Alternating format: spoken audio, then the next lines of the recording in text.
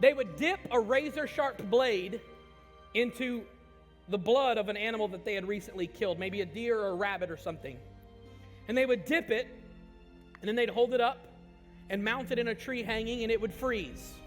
Then they would dip it in the blood again, and let it freeze. And they would repeat this process until they made a razor-sharp edge popsicle of blood.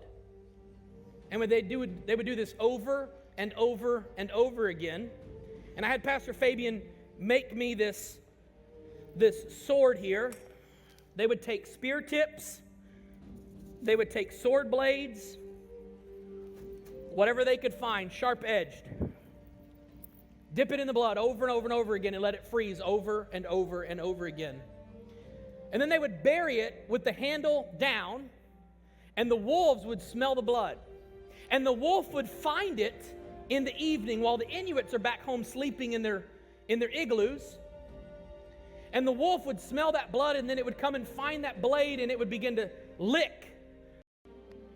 And then it would begin to numb their tongue. With every lick, numb their tongue a little bit more, satisfying their craving and believing that they would soon feel full from just eating that blood. But not knowing that they were closer and closer to death with every lick.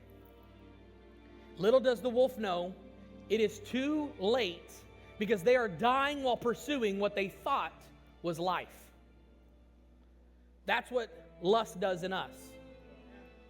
It promises satisfaction while it's bleeding your soul out dry. And you don't even realize it until it's too late. And you say, well, I can't tell anybody else because then other people are going to think this and think that. You already know 75% of people in this room that are men look at porn. You already know that almost every other woman in this room is looking at porn.